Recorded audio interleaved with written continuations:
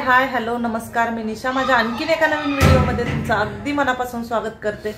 तर सीताफळाचं सीजन आहे, मार्केटमध्ये खूप सारे सीताफळ आलेले आहेत। मग आपण त्याच्यापासून काहीतरी बनवलं पाहिजे, ते खाल्ले पाहिजेत। तर काय बनवणार आहे मी तुम्हाला आज दाखवणार आहे। तर सीताफळ रबडी बनवणार आहे। तर जास्त बडबड न करता डायरेक्टली आपण रेसिपीला सुरुवात करूया।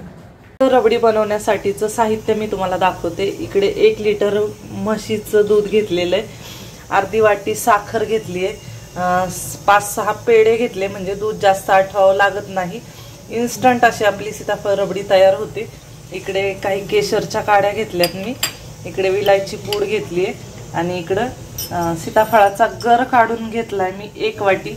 जर तुम्हाला झटपट जास्त राडे न होता गर कसा काढायचा याचा जर व्हिडिओ पाहायचा असेल तर मला कमेंट करून सांगा, मी तोही व्हिडिओ तुम्हाला दाखवते की जास्त राडे न करता गर कसा काढायचा सीताफळाचा, गरापासून बिया कशा वेगळ्या करायच्या ते।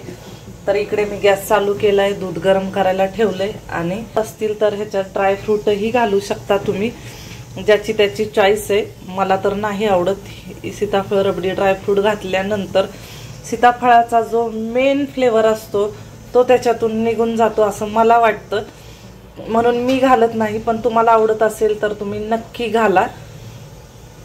तर दूध उकळतंय, आता मी दूध उकळायला ठेवले, मग मी तुम्हाला बाकी काय प्रोसेस करायची ते दाखवते।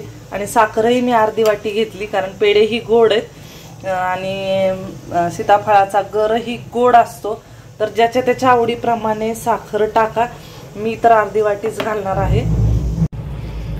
बघू शकता आपल्या दुधाला छान अशी उकळी आली आहे आणि दूध उकळत ठेवायला पसरट असं भांडं घ्यायचं आहे आपल्याला, कढई किंवा पातेलं, आणि ते जाडबुडाचं असावं म्हणजे ते खाली दूध लागत नाही, नाहीतर करपट वास येईल दूध जर खाली लागलं तर।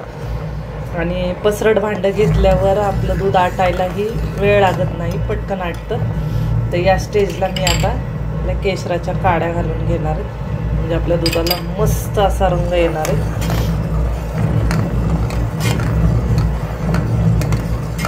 परत दूध आटत ठेवणार आहे मी आणि थोडंसं दूध आटल्यानंतर मग काय करायचं ते मी तुम्हाला दाखवते।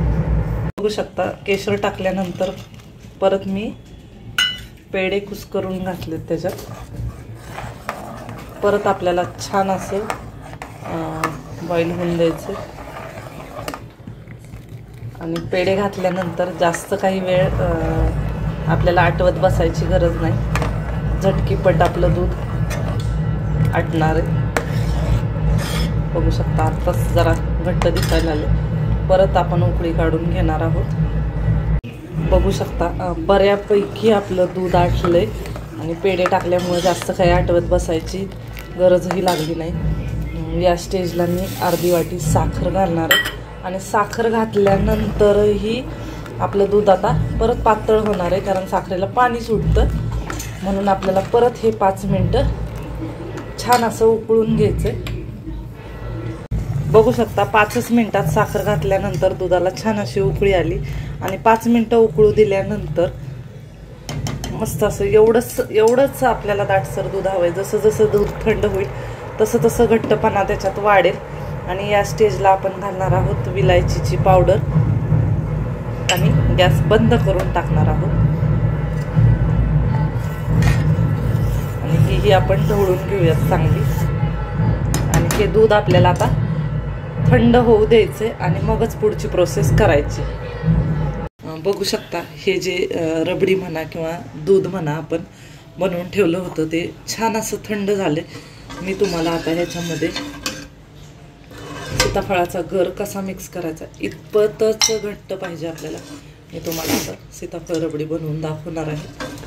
तर मी एका बाउलमध्ये हे जेवढं पाहिजे तेवढं दूध घेणार आहे आणि तुम्हाला सीताफळ रबडी बनवून दाखवणार आहे। बघू शकता इकडे मी ही रबडी काढून घेतलेली आहे आणि इकडे सीताफळाचा गरही तयार आहे।